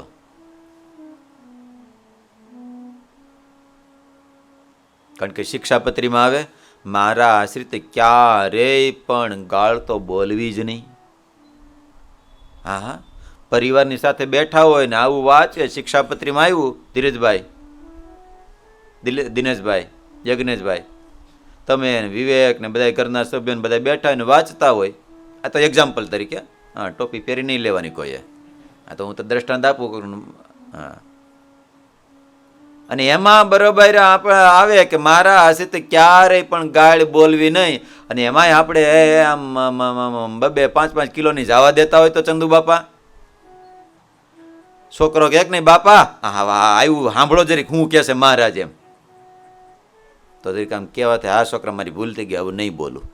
કોણ પાછું વાળશે? એ શાસ્ત્ર વાંચતા આવીશું ને, પરિવારની સાથે બેઠા આવીશું ને. હા, ક્યારેક દીકરી હોતા ને કે ક્યારેક પત્ની હોતા ને કે હોતા ને. આ તો નાની મોટી બધી આજ્ઞા તો એક્ઝામ્પલ તરીકે કીધી. હા, બહુ ક્રોધ કરતા હોય તો કે ન કે પપ્પા જરીક મહારાજ ના પાડે છે. હા, આવું બોલાય નહીં આપણે જરીક. એટલે ભગવાનના ભક્તો શાસ્ત્રોનું શ્રવણ કરવું. સદ્ધર્મ તો શાસ્ત્ર થકી જણાય, સદ્ધર્મ થકી સર્વ બધાય સદ્ધર્મ સર્વ સુખી થાય છે. સદાયને માટે સર્વ સુખી થાય છે. જો ધર્મ કેરો ન રહે પ્રવેશ તો પાપ થકી પાપથી સર્વ પીડાય દેશ. જ્યારે ધર્મ ન રહે ને ત્યારે બધો જ દેશ પાપથી પીડાય છે. માટે ભગવાનના ભક્તો જે કાંઈ સુખી થાય છે, મહારાજ કે ભાઈ બેન સારંગપુરનું શાસ્ત્રમાંથી જ બધાને નિશ્ચય થાય છે. હે, સારંગપુરનું 13મું ને અંત્યનું 27મું વચન બેયની અંદર મહારાજ કે જેને જેને ભગવાનનો નિશ્ચય, ભલે એને શાસ્ત્ર વાંચ્યા હોય તોય ભલે, ન વાંચ્યા હોય તોય ભલે, અને બેન કહેવાય, અને ભાઈ કહેવાય, અને ભત્રીજો કહેવાય, અને કાકા કહેવાય, અને મામા કહેવાય, અને માસી કહેવાય, જે કાંઈ શબ્દ ભલે એને વાંચ્યા નથી પણ આવ્યા છે તો શાસ્ત્રમાંથી ન જ આવ્યા છે. માટે ભગવાનના ભક્તો ઘરની અંદર સુખી જીવન જીવવા માટે ભગવાનના ભક્તો શાસ્ત્રને વાંચવા. સમજાય છે? એ વચનામૃત એ સ્વામિનારાયણ સંપ્રદાયનું જ્ઞાન શાસ્ત્ર છે. કેવું શાસ્ત્ર છે? જ્ઞાન શાસ્ત્ર છે. અને શિક્ષાપત્રી એ ભગવાન સ્વામિનારાયણનું એ ધર્મ સ્વરૂપ છે, વ્યવહાર સ્વરૂપ છે. કેવું છે? આપણને વ્યવહાર શાસ્ત્ર બધું વ્યવહાર દેખાડે. આવી રીતે વ્યવહાર કરાય, આવી રીતે ન કરાય, અહીંયા થૂકવું, અહીંયા ન કરવું, અહીંયા જવાય, ન જવાય. મહારાજ કે ચોર માર્ગે કરીને નિસરવું નહીં. આ બધો જ વ્યવહાર, આ કરવું ના ન કરવું, વિધિ અને નિષેધ જેની અંદર બતાવ્યા છે એ બધા જ શાસ્ત્રો થકી જ બતાવ્યા છે. માટે ભગવાનના ભક્તો એને સાંભળવા, એને શ્રવણ કરવા, એને જીવનની અંદર ઉતારવા. અને પૂજ્યપાદ ગુરુએ બહુ દયા કરી. સમજો કે મહારાજના નંદ સંતોએ આખી જિંદગી આપણે સાંભળીએ, એનું શ્રવણ કરીએ, એને વાંચીએ ને તો એ શાસ્ત્ર પૂરા થાય એમ નથી. હિન્દુ સંસ્કૃતિના શાસ્ત્રો પૂરા થાય એમ નથી. સમજાય છે? 18 પુરાણો, વેદો, મહાભારત આદિ તમામ ઇતિહાસો એના આપણે શ્રવણ કરીએ તોય પૂરા થાય એમ નથી. એને ખાલી સ્વામિનારાયણ ભગવાનના ચરિત્રોના સબરથી ભરેલા, જીવનથી ભરેલા સબર ખાલી ચરિત્રો સાંભળીએ ને તોય કોઈ દી પૂરા થાય એમ નથી. માટે ભગવાનના ભક્તો જીવનની અંદર એ શાસ્ત્ર રાખવા. તો આપણે ઘરની અંદર, સંસારની અંદર, પરિવારની અંદર સાથે મળી અને શાસ્ત્રો છે ને બધું જ આપણને સેટ કરતું જાય. શું કરતું જાય? જેમ દિવાલ ચણતા હોય ભરતભાઈ, અને દિવાલ ચણતા ચણતા જો ઓળીંબો ન રાખીએ ને તો દિવાલ ક્યાં નીકળે ને કાંઈ નક્કી ન કહેવાય. ઉત્તમ ભગત સમજાય છે કે નથી સમજાતું? આવ્યા દિવ્યેશ ભગત? હા, જો ઓળીંબો ન રાખીએ તો દિવાલ ક્યાં નીકળે કાંઈ નક્કી ન કહેવાય. ઘડીક આમ થઈ જાય, ઘડીક આમ થઈ જાય, ઉપરથી આમ થઈ જાય, આમ થઈ જાય, ટેડી થઈ જાય. કેવી થઈ જાય? પણ એક કડિયા કામ કરતો કરતો કડિયો એક એક ઈંટના થરે, ખબર ઓલો ઓળીંબો રાખે, મૂકતો જાય, વળી પાછી પટ્ટી મારતો જાય બધી ઈંટોને હરખી કરવા. એમ શાસ્ત્ર છે ને એ ઓળીંબાની જગ્યાએ છે આપણા જીવનને, પરિવારને, બધાયને સેટિંગ કરતા જાય, જીવન ઓળીંબે લાવતા જાય. માટે પરિવારની અંદર જેને સુખી થવું હોય, એટલે આ શાસ્ત્રો છે ને સેટિંગ કરતા જાય. એક વાત યાદ રાખજો, પરિવારના બધા જ સભ્યોને કદાચ આપણે અનુકૂળ થઈ જઈએ, એ કદાચ આપણા અધિકારની બાબત નથી. કેમ લાગે છે? પણ એક બાબત છે કે તમે બધાને અનુકૂળ થઈ જાઓ, એ તો આપણો અધિકારની બાબત છે. કોના અધિકારની બાબત છે? બધાની સાથે આપણે શેર થઈ જાય આપણા હાથની વાત છે. બધા આપણી સાથે શેર થાય એ અશક્ય છે. સમજાય છે? પણ આપણે બધાની સાથે સેટ થઈ જવું ને. ગુરુ ગઈકાલે જ કહેતા હતા કથાની અંદર કે જેમ દૂધની અંદર સાકર ભળી જાય ને, એમ આપણે બધાની સાથે ભળતા શીખી જવું. આ પ્રસંગ ગુરુએ સુરતના પારસી લોકોમાંથી કીધો હતો. કેના લોકોમાંથી? પારસી લોકોમાંથી. એટલે આ એક આપણા માટે શક્ય છે, પણ એના માટે આપણે આપણા સ્વભાવ સેટ કરવા પડે, આપણું મનનું ધાર્યું મૂકવું પડે. અને થોડુંક જો આપણે મનનું ધાર્યું મૂકી દેવી ને, સમજાય છે, તો બધા જ આપણા થઈ જાય. અને થોડુંક જો આપણે પકડી રાખશું ને તો બધા જ આપણાથી દૂર થશે. બહુ તમને એક સરસ મજાનો એક પુસ્તક વાંચતો હતો, બહુ સરસ મજાનો એક લેખ લખ્યો હતો. એક ચિત્રકાર હતો. એ ચિત્રકાર મનમાં સંકલ્પ થયો કે મારે એક શ્રદ્ધાનું મૂર્તિમાન ચિત્ર બનાવવું છે. ઘણા સમય સુધી શોધખોળ કરી, એક દિવસ સુધી, પણ મૂર્તિમાન શ્રદ્ધા મળે ખરી ક્યાંય? બીજે દાડે વળી પાછો સંકલ્પ થયો, કાંઈ નહીં, શ્રદ્ધાનું નથી કાંઈ નહીં, હવે મારે એક સેવાનું મૂર્તિમાન ચિત્ર બનાવવું છે. એટલે સેવાના એને શોધખોળ ચાલુ કરી, પણ એ કોઈ મળ્યો નહીં. વળી પાછો ત્રીજે દાડે મનમાં સંકલ્પ તો લાવીને હવે આ બે નો તો કાંઈ નહીં, કે વાત્સલ્યનું મૂર્તિમાન સ્વરૂપ બનાવવું, એનું ચિત્ર બનાવવું. વાત્સલ્ય ક્યાંય મળ્યું નહીં. અને આમ પછી નિરાશ થઈને 3 દિવસ સુધી આટા મારી અને ભાઈ પછી ઘરે આવતો હતો. અને ત્યાં આંગણામાં પોતાનો છોકરો રમતો હતો. અને છોકરો ભાળી ગયો, દોડીને પપ્પા આવ્યા, પપ્પા આવ્યા, પપ્પા આવ્યા. અને એટલી બધી શ્રદ્ધાથી પપ્પાને પગે લાગ્યો અને બધું કરવા માંડ્યો. ત્યાં એની પત્ની ભાળી ગઈ. અને પત્ની આવીને પતિને મારે 3 દિવસથી બહાર જતા આવીને મળી, એના માટે આ કરું ને આ કરું, એના માટે બધી પ્રેમથી વાલથી બધી મેરી સેવા કરવા, બધી વાતો કરવા માંડી. અને ત્યાં ઘરમાંથી એના માં આવ્યા. એની માએ હાથ ઊંચા કરીને, બેટા 3 દિવસ સુધી ક્યાં ગયો તો? ને એટલા પ્રેમથી, એટલા વાત્સલ્ય ભાવથી માથા ઉપર હાથ મૂક્યો ને. અને ત્યારે ચિત્રકારને મનમાં સંકલ્પ થયો, મારે શ્રદ્ધાનું ચિત્ર દોરવું નથી, મારે સેવાયનું મૂર્તિમાન ચિત્ર દોરવું નથી. આ શ્રદ્ધા તમારા દીકરામાંથી મળે છે, અરે સેવાની મૂર્તિ તમારા પત્નીમાંથી મળે છે, અને વાત્સલ્યનો ભાવ તો મારી મામાંથી મળે છે. માટે મારે છે ને 3 જુદા જુદા ચિત્ર દોરવું નથી, મારે પરિવારનું ચિત્ર દોરી નાખું ને તો બધું જ મને પ્રાપ્ત થઈ જાય. માટે ભગવાનના ભક્તો બહાર ગોતવા નહીં મળે. આપણે જો સેટ થઈ જશું ને તો આપણા ઘરની અંદર જ આપણને શ્રદ્ધા, પ્રેમ, વાત્સલ્ય ભાવ આપણા પરિવારમાંથી, આપણા ઘરમાંથી જ આપણને પ્રાપ્ત થશે. માટે સુખી જીવન જીવવું હોય તો થોડું ઘણું ચલાવતા શીખી જાય તો કોઈ દી દુખી આપણને કોઈ કરી શકશે જ નહીં.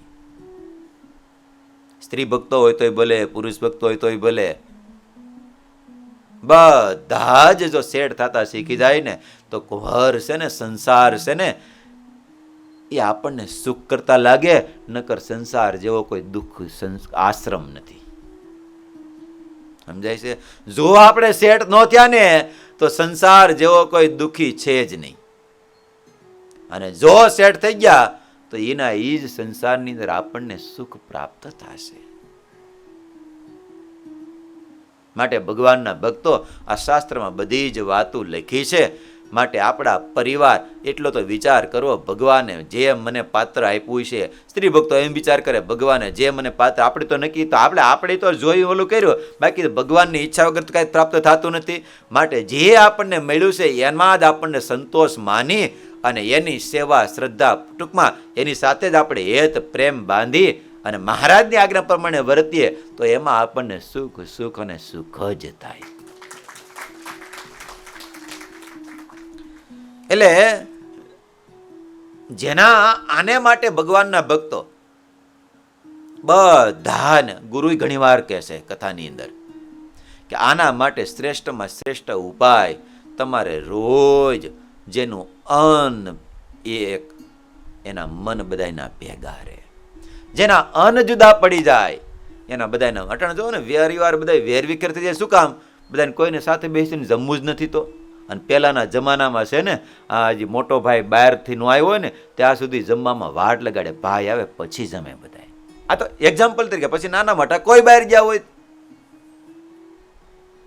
ખેતરની અંદર કામકાજ કરતા હોય ને ભાત લઈને ગયા હોય તો બધા જ સાથે મળીને ભેગા બેસીને બધા જમે. કમસે કમ ભલે તમારે શહેરની અંદર રહ્યો, સિટીની અંદર રહ્યો, નોકરી ધંધા બિઝનેસ બધું હશે, પણ એવો તો સમય રાખવો. આમ તો રોજ એક ટાઈમ તો રાખવું. અને કદાચ તમને એ ભેગું ન થતું હોય તો અઠવાડિયામાં 2 વખત તો રાખવું. ને કદાચ ન થાય તો 1 વખત તો અવશ્ય રાખવું જ. પરિવારના જેટલા સભ્યો હોય એ નાના મોટા બધા, બાળક હોય ને રમવા જોઈએ, બાળક બેટાને કહ્યું, બેટા આજ તું નહીં જાતો. આજે આપણે આને એક વખત ટેવ પડી જશે ને અને પછી પરિવારની સાથે ભોજન કરતા શીખી જાશો ને પછી કોઈ દી વાંધો નહીં આવે.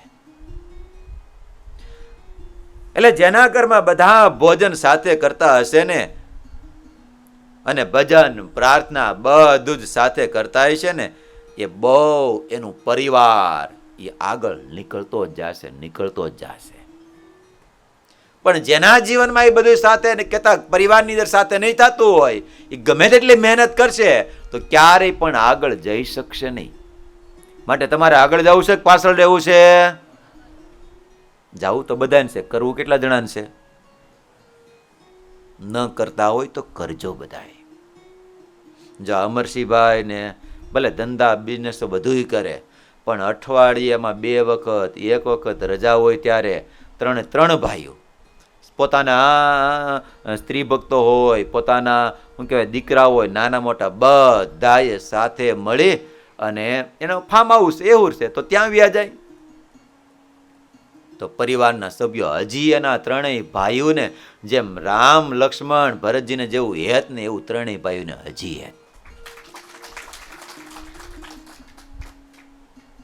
માટે ભગવાનના ભક્તો પરિવારની અંદર જો આપણે સુખી જીવન જીવવું હોય તો આટલા સંસ્કારો એ ઘરમાં પાડજો ને તો તમારો દીકરો, તમારી દીકરી તમને મૂકીને તમે હેત આપ્યું છે ને, પ્રેમ આપ્યો છે ને તો ક્યારેય તમને મૂકીને જઈ શકશે જ નહીં.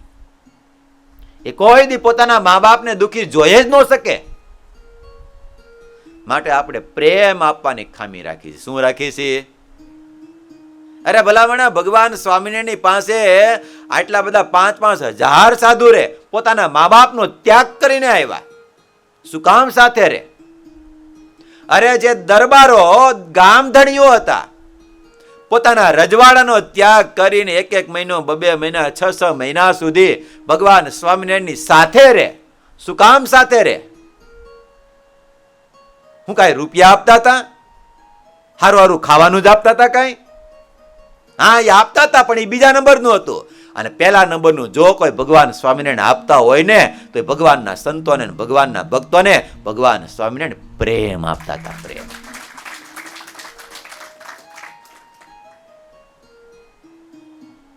માટે પરિવારની અંદર કોઈને કાંઈ નાની મોટી ભૂલ થાય ને, હા બેટા, માથે હાથ ફેરવીને કે બેટા એવું તો થાય.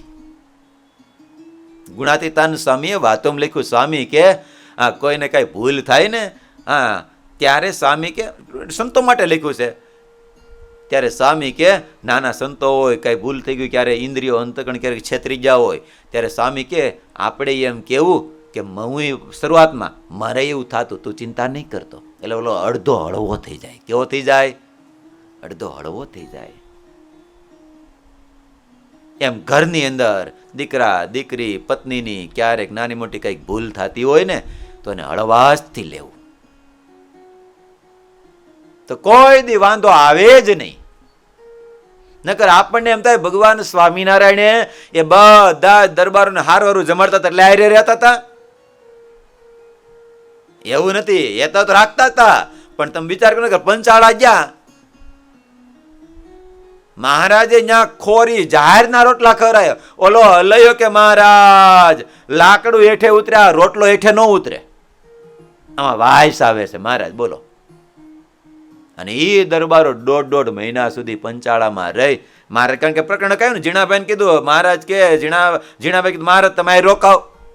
ત્યારે મહારાજ કે ઝીણાભાઈ પંચાળા કહેતા હોય તો 1.5 મહિનો રોકાશે, જુનાગઢ કહેતો 2 દાડા રોકાવ. મહારાજને કીધું, ઝીણાભાઈને કીધું ક્યાં અમે આવી? મહારાજ વધારે રોકમ ત્યાં જ લઈ જાવ ને. મારે કે તો પંચાળા રોકાશું. અને પંચાળા મહારાજ 1.5 મહિના સુધી, 2 મહિના સુધી રોકાણા. બોલો. હજી ખોરી જાહેરની પ્રસાદીના જે ખાણ હતી ને, એ ખાણના હજી પંચાળાની દર્શન થાય છે આપણને. પંચાળા દર્શન કરી આવ્યા, કેટલા જણા કરી આવ્યા આમાંથી? કર્યા ને દર્શન ખોરી જાહેરના કે નથી કર્યા? કે રહી ગઈ ઉત્તમ ભગત? મંદિરની પાછળના ભાગમાં જે છત્રી છે ને દરબારગઢ, એની બાજુમાં. એટલે એવું નહીં, મહારાજ તો પ્રકરણ ફેરવે, હાલતા ફેરવે, બોલો. પણ એ બધાની પાછળ જો કોઈ રહેતા હોય ને, તો પ્રેમ ભગવાન સ્વામીને એટલો બધો આપ્યો, ભગવાન સ્વામીને મારે ને તો મૂકીને જઈ ન શકે. આ તો મારતા નહોતા, માયરા હોતા નો. દાદા ખાસર ને ભગવાન સ્વામીને પાણાવાળી કરી હતી, નહોતી કરી? મૂળજી બ્રહ્મચારીને મહારાજ ઓલું કરતા, પણ ભગવાન સ્વામીનો એટલો બધો પ્રેમ મૂકીને જઈ જ ન શકે. વિચાર કરો, આ પૂજ્યપાદ ગુરુ શ્રી નિસરાને 100-125 સંતો પાર્ષદો રે, કોઈ એક બાપના દીકરા નહીં, એક હગુ લોહી નહીં, એક ગામનું પાણી નહીં, અને તેમ છતાં એટલા બધા પ્રેમથી હળી મળીને રે. શું કામ? પૂજ્યપાદ ગુરુશ્રી એટલો બધો મા ને બાપનો એટલો બધો પ્રેમ આપે ને, ગમે એમ વઢે ધકે ખીજાય તો કોઈ દી મૂકીને જઈ ન શકે.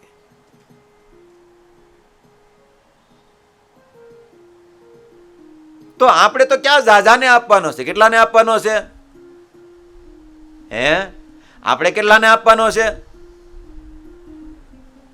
માંડ 4 સભ્યો હોય, કેટલા હોય? 5 સભ્યો હોય, કેટલા હોય? તો આપણે એટલો ન આપી શકીએ? અને જેટલો તમે આપશો ને એના કરતા 1000 ગણો પ્રેમ તમને મળશે ને મળશે જ. માટે આપતા રહેજો. એટલે ભગવાનના ભક્તો જીવનની અંદર એ શાસ્ત્રમાંથી જ બધું પ્રાપ્ત થાય છે. તો શાસ્ત્રો ભગવાનના ભક્તો એ બધા જ શ્રવણ કરવા. એટલા માટે આપણા ઋષિમુનિઓ આ બધા જ વિચારો આપતા ગયા છે. અને વિચારો ક્યારેય પણ, શાસ્ત્રોની વાતો ક્યારેય પણ ખોટી થાય જ નહીં. એ તો સોના જેવી જ અણમોલ રહેશે. કેવી રહેશે બધી વાતો? અણમોલ રહેશે બધી. આવી રીતે એક સાધુ મહાત્મા સભા કરીને બેઠા હતા, અને સાધુ મહાત્મા એ બધાને એક વિચાર સમજાવવા માટે, શાસ્ત્રનો મહિમા સમજાવવા માટે, સાધુ મહાત્માએ પોતાની જોડીમાંથી સોનાનો સિક્કો મોટો બધો, આમ પેલા જૂના આવતા ને આવડા સિક્કા,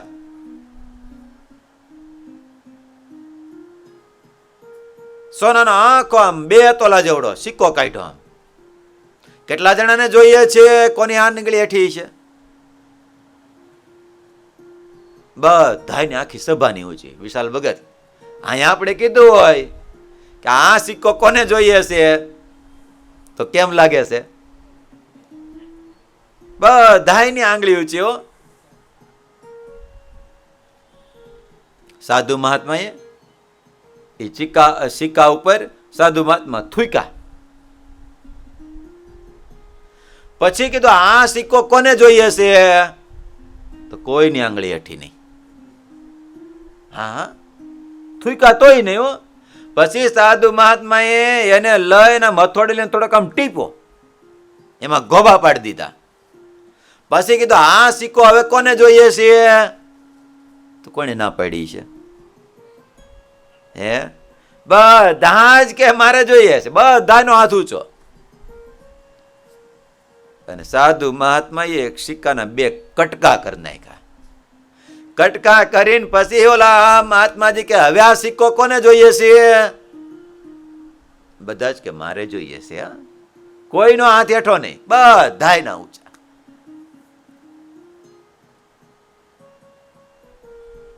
ઓલા સિક્કાને લઈને ઓલા કાદવમાં નાખ્યો. કાદવમાંથી કાઢી કીચડ વાળો. હવે આ કોને જોઈએ છે? કોને ના પાડી છે? હે, અને ત્યારે એક જણો આમ કોઈ બુદ્ધિશાળી છે ને દિનેશભાઈ, મહાત્માજી ને મહાત્માજી તમે આ શું કામ મહેનત કરો છો? તો કે શું? અરે મહાત્માજી આ સોનાનો સિક્કો છે, આને તમે કદાચ ગમે એમ કરો ને તો એની કિંમત કોઈ દી ઘટે ને કોઈ નાઈ ન પાડે આને. અને ત્યારે સાધુ મહાત્મા કે સાંભળો, આ સિક્કાનું મૂલ્ય ક્યારેય ઘટતું નથી ને, એમ જીવનની અંદર હિન્દુ સંસ્કૃતિના શાસ્ત્રો એની કિંમત ક્યારેય પણ ઘટતી નથી. એના વિચારો છે એની કિંમત ક્યારેય ઘટતી નથી. અબજો વર્ષોથી આ હિન્દુ સંસ્કૃતિ ચાલી આવે છે, શાસ્ત્રોના માધ્યમથી ચાલી આવે છે, એના ક્યારેય એ શાસ્ત્રની કિંમત ઘટતી જ નથી. હંમેશાને માટે એ બધાયને એને સુખ કરતા જ થાય છે.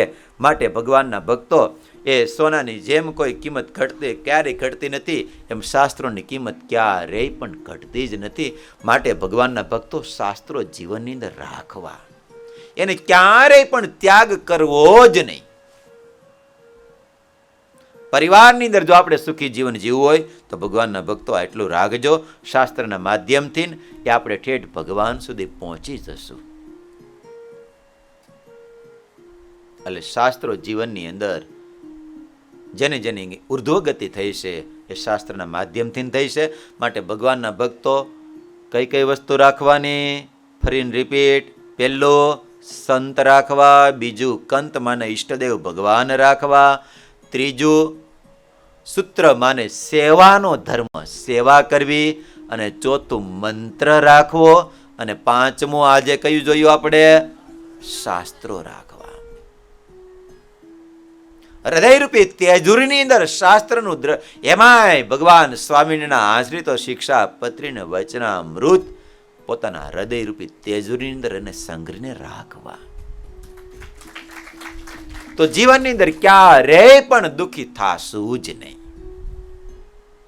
માટે ભગવાનના ભક્તો એ શાસ્ત્ર રાખજો.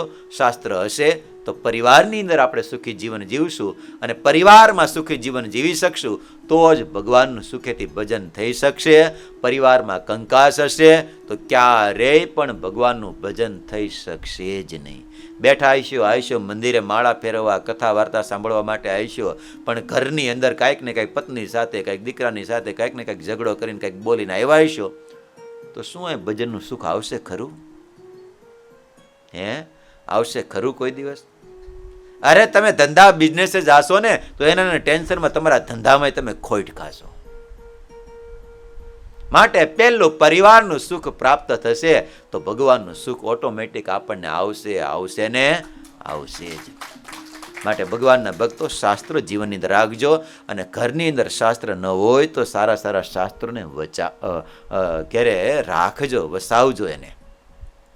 અને પૂજ્યપાદ ગુરુશ્રીએ બહુ દયા કરી અને સાર કાઢી અને બહુ સરસ મજાના એમાંય મહારાજનું અભય વચન આપેલું, મારા જનને અંતકાળે જરૂર મારે આવું, બિરુદ મારું ને બદલે એમ સર્વે જનને જણાવું. એક વાક્ય ઉપર, એક કડી ઉપર ખાલી એ ભગવાનના આશ્રિત્યાન ભગવાન સ્વામિનારાયણ ભક્તને તેડવા માટે આવ્યા હોય અરે પશુને તેડવા માટે આવ્યા હોય, પક્ષીને તેડવા માટે આવ્યા હોય, એવા એવા 3 ભાગની અંદર હજારો ચરિત્રથી સભર અભય વચન નામનું પુસ્તક લખ્યું છે. આમ વાંચીએ ને તો આપણને આમ એટલું બધા મહારાજનો અંદર રોમમાં જેમ આવી હતી ને વાત કે ભગવાનનો મહિમા સમજાય છે, એ મહિમા સમજાય 3 ભાગની અંદર અભય વચન. ઘણા બધા એમાંથી વાંચ્યું છે. કેટલા જણાએ વાંચ્યું આમાંથી? કોઈ ટ્રાય કરી છે? આ 2-5 જણાએ. બીજા ન હોય તો વાંચેજો ઘરની અંદર. અને એમાં અભય વરદાન ભગવાનના ભક્ત જ્યારે આપત્તિ વિપત્તિમાં આવ્યા ને ભગવાન સ્વામીની રક્ષા કરવા માટે પધાર્યા હોય, અને એવા 2 ભાગની અંદર અભય વરદાન. કોઈને દુખ્યો રે દેખી ન ખમાય, દયા આણી રે અતિ આકળા થાય, અંધન વસ્ત્ર રે. જે ભગવાનના ભક્તની રક્ષા કરી હોય ને, આ તો તમને શાસ્ત્ર ગણાવું, તમને ખબર પડે વાંચવાની. અને એ ભગવાન કેવા દયાળુ છે. ભીર પડે ભક્તને ત્યારે ભગવાન પડે ભક્તની રક્ષા કરવા માટે આવે છે. આવા તો સ્વામિનારાયણ સંપ્રદાય છે, સ્વામિનારાયણ ચિંતન છે, શિક્ષાપત્રી કવચ, શિક્ષાપત્રી ચિંતન, વચનામૃત ચિંતન. ભગવાનના ભક્તો શાસ્ત્રને વાંચજો, જીવનને ઘરની અંદર વસાવજો. ક્યારેક વાંચશું ને ત્યારે કામમાં આવશે. મહારાજનો મહિમા સમજાશે તો ભગવાનના ભક્તો શાસ્ત્રને હૃદયસ્થ કરી જીવનની અંદર રાખજો, ઘરની અંદર રાખજો, તો આપણું જીવન સુખી થશે. તો એ શબ્દોની સાથે આજની આપણી 15 તારીખની માસિક સભા, એને અહીંયા અભયદાન સત્સંગ માસિક સભા એને પૂર્ણ કરશું. આવતી 15 તારીખે છેલ્લો વિષય 6 કયો આવશે? પંથ. કયા પંથે આપણે જવું છે, કયા માર્ગે જવું છે, બહુ સમજા જેવો છે. આ જેમ 5 જેટલા અગત્યના છે ને એટલો જ અગત્યનો પંથ. જવું છે ક્યાંય તો જરીક વિચાર કરવો પડશે ને. તો બહુ મહત્વનો આવતી 15 તારીખની એ આપણી માસિક સભાની અંદર જોશું. તો એ શબ્દોની સાથે અહીંયા મારીઓને વિરામ આપશું. બોલો સ્વામિનારાયણ ભગવાનની જય, હરિ કૃષ્ણ મહારાજની જય, ઘનશ્યામ મહારાજની જય.